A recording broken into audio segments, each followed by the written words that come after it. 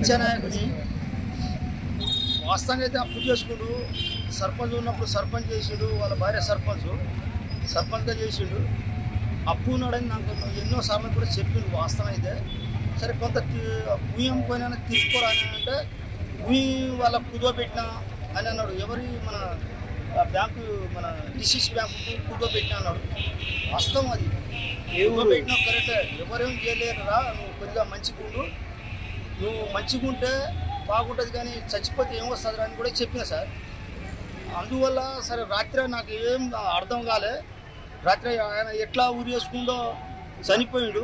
వాస్తవంగా అయితే అప్పు అయితే ఉన్నాడు, అప్పు విషయంలో చచ్చిపోయిండు. వాళ్ళ బిడ్డ ఇప్పుడు పెళ్లికి ఉంది, ఆ పెళ్లి కూడా నేను చేస్తాను, నువ్వు ఏం బాధపడకరా అని అన్నా. ఈ విషయంలో చచ్చిపోయిండు. వాస్తవంగా అయితే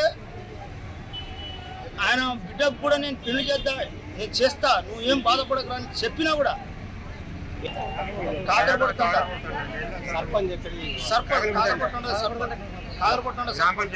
నేను మాజీ సర్పంచ్ని నేరేడా ఉమ్మడి గ్రామ పంచాయతీ సర్పంచ్ చేసిన, నువ్వు ఇట్లా బాధపడకరా, నేను చేస్తా, నేను అన్ని బాధలు నేను తిరుపుతానని అన్న.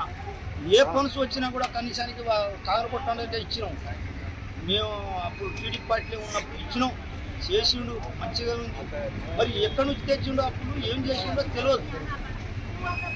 కానీ నువ్వు బాధపడకరా అని అన్నా.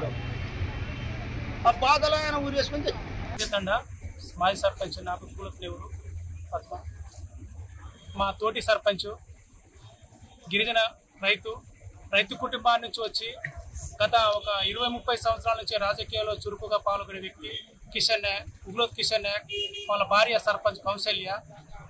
ఈ గత 2-3 పీరియడ్లో సర్పంచ్గా చేసి ఉన్నాం. అతను కూడా సర్పంచ్ కానీ ఎలాంటిది ఇప్పుడు అట్లాంటి ప్రభుత్వం ముందు వైఖరి ఏ ప్రభుత్వాన్ని కూడా చూడలేదు. మాకు సర్పంచ్లకు ఎలక్షన్ల ముందు వర్కులు ఇచ్చి సిడిఎఫ్ అని ఎస్డిఎఫ్ అని శ్మశాన వాటికలు చేయకపోతే వాటికి చేయమని ఇబ్బందులు పెట్టుకుంటా అని బిల్లులు ఆగినాయి.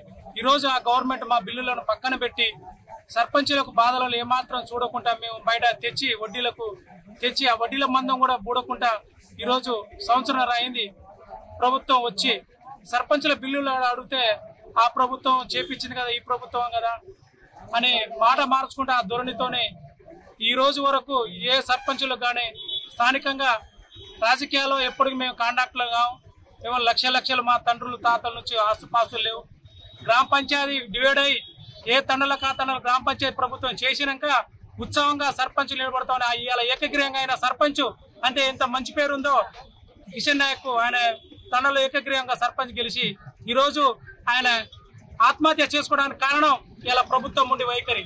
అది ఎందుకంటే చేసిన అప్పులో 20-30 లక్షల బిల్లులు రావాలి, ఆ బిల్లులు సకాల టయానికి ఇవ్వకపోతే ఆ బిల్లులు రాక ఇచ్చిన అప్పులలో వచ్చి అడగగా మళ్ళీ బిడ్డ పెళ్లి చేయడానికి మన నిశ్చితార్థం కూడా అయిపోయింది.